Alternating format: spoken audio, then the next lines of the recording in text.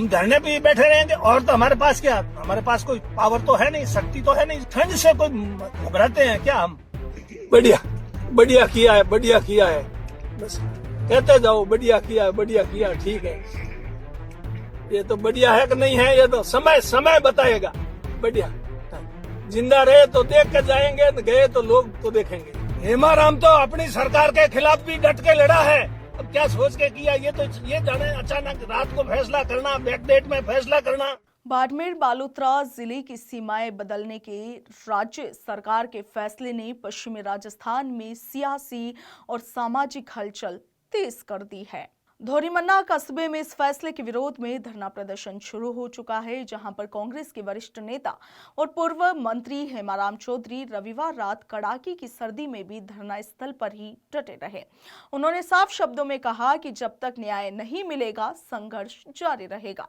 सरकार के इस फैसले के तहत बायतू विधानसभा क्षेत्र को बाड़मेर जिले में शामिल किया गया, जबकि गुड़ामलानी और धोरीमन्ना तहसीलों को नवगठित बालोतरा जिले में डाल दिया गया। इसी निर्णय के खिलाफ धोरीमन्ना में जन आंदोलन खड़ा हो गया है। धरने में हरीश चौधरी जो कि बायतू से विधायक है और इनके साथ ही पद्माराम मेघवाल जो कि चौटन से पूर्व विधायक है, वो भी पहुंचे। नेताओं की मौजूदगी में आंदोलन को और भी ज्यादा धार मिली। पूर्व मंत्री हेमाराम चौधरी ने सरकार की मंशा पर सवाल उठाते हुए कहा कि जिलों की सीमाएं बदलने की अंतिम तिथि 31 दिसंबर 2025 थी। इसके बाद बदलाव संभव नहीं था, मगर 2 जनवरी को आदेश जारी किया गया, जबकि आदेश पर तारीख 31 दिसंबर डाली गई। उन्होंने आरोप लगाए कि सरकार को पहले से ही पता था कि यह फैसला लिया गया तो जनता सड़कों पर उतरेगी और इसीलिए जानबूझ करके ऐसा समय चुना गया जब विरोध का मौका ना मिले।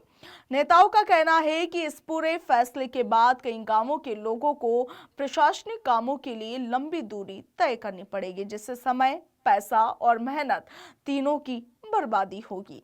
धोरीमन्ना और गुड़ामालानी का सामाजिक, आर्थिक और ऐतिहासिक जुड़ाव हमेशा बाड़मेर जिले से रहा है और ऐसे में बिना स्थानीय संवाद और जमीनी अध्ययन के लिया गया निर्णय प्रशासनिक सुधार नहीं बल्कि जन सुविधाओं पर कुठाराघात है। धोरीमन्ना का यह धरना अब सिर्फ विरोध नहीं बल्कि सरकार बनाम जनता की सीधी लड़ाई का प्रतीक बनता जा रहा है। बढ़िया किया है, बस कहते जाओ बढ़िया किया, ठीक है। ये तो बढ़िया है कि नहीं है, ये तो समय बताएगा। बढ़िया, जिंदा रहे तो देख के जाएंगे, गए तो लोग तो देखेंगे। म्याद मेरे में जब तक सांस है तब तक धरना म्याद है, उसके बाद में फिर म्याद आगे बढ़ेगी नहीं। ईश्वर ने जब तक ये म्याद ईश्वर के हाथ में, मेरे हाथ में नहीं। कितनी म्याद है कितनी नहीं, वो ईश्वर जाने। किसने कहा, किसने क्या नहीं कहा।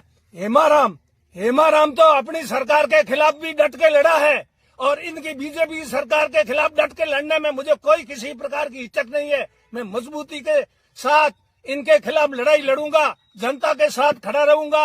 और ये कह रहे हैं सही हुआ तो ठीक है, अब इन्होंने तो सही सोच के किया ही है। अब क्या सोच के किया, ये जाने अचानक रात को फैसला करना, बैकडेट में फैसला करना है। मैं कह रहा हूँ राज्य सरकार को शक्तियां हैं तभी तो किया है। शक्तियां नहीं थी राज्य सरकार कर दे, कहां से कर लेती। राज्य सरकार के पास अगर ये शक्ति होती बाड़मेर और बालोतरा को पाकिस्तान भेजने की तो पाकिस्तान का आदेश कर देते, लेकिन राजस्थान में कहीं भी रद्दोबदल कर सकती है। शक्तियां है, मैं मानता हूँ, पर शक्तियों का उपयोग जनहित में करो, जनता के विरुद्ध मत करो, जनता के अहित हो ऐसे उपयोग मत करो। हाँ, नई बात 9 दिन, खांची तानी 13 दिन, पर ये भूल हो गई है इनकी। इन्होंने बहुत बड़ी गलती हो गई है, चूक हो गई है। इनको इस बात का एहसास बाद में लगेगा, बाद में ये पछताएंगे। कोई भी गलत निर्णय होता है ना तो उसका परिणाम जब सामने आता है ना तब पता लगता। अभी इनको दिखता नहीं, अभी इनको आसमान बहुत नीचे दिखाई दे रहा है। 2 आदमी कह दे, 10 आदमी कह दे, 50 आदमी कह दे, उससे फैसला नहीं होता है। हाँ, यूं तो ज्यादा लोग क्या कहते, मैं भी रेवेन्यू मिनिस्टर रहा, अगर जनता की मांग होती ना तो उस समय मेरे को कहते लोग, हेमाराम जी आप राजस्व मंत्री बने हो, कम से कम हमारे इनको बालोतरा में तो कर दो, बालोतरा जिला तो बना दो। है उस टाइम बालोतरा जिले की जरूर मांग थी। मैं रेवेन्यू मिनिस्टर था नहीं, उस टाइम बालोतरा जिले की जरूर मांग थी। हमने कहा गुड़ामालानी, अगर इनको ये हो कि गुड़ामालानी को, धोरीमन्ना को बाड़मेर में नहीं रखना है तो गुड़ा को जिला बना दो, उसमें धोरीमन्ना गुड़ा, सिंदरी, बागोड़ा किसने? जरूरत ही नहीं पड़ी, प्रस्ताव दिया, जरूरत ही नहीं है। हमारे तो तहसील ही नहीं थी, न धोरीमीना थी, न गुड़ा थी, न उपखंड था। धोरीमीना न गुड़ा था, उपखंड बना दिए, तहसील बना दिए। लोग तो खुश थे उसमें, उनके जो तहसील स्तर के काम थे, एसडीओ स्तर के काम थे, गुड़ा स्तर के काम थे, यहाँ हो जाते थे। जिला स्तर के, एसपी स्तर के, बाड़मेर आने जाने के, धोरीमीना से डायरेक्ट रास्ता है, बाड़मेर का एकदम नेशनल हाईवे बना हुआ आलीशान, और गुड़ा मालानी से बाड़मेर को जोड़ने के लिए 3 सड़कें बनाई मैंने, गुड़ा से सनाबड़ा रोड। ये विनाश काले विपरीत बुद्धि का मामला हो गया। मेरे को ऐसा लगता है विनाश काले विपरीत बुद्धि रावण की खराब हुई थी ना, तब तो ये हुआ मामला। बाकी रावण जैसा शक्तिशाली इस दुनिया में कोई पैदा हुआ है क्या? उसका अंत कैसे हुआ? कई फैसले किए ना, उसका मैंने हमारी सरकार को भी खूब चेताया, और नहीं माने तो उसका परिणाम भुगता हमने।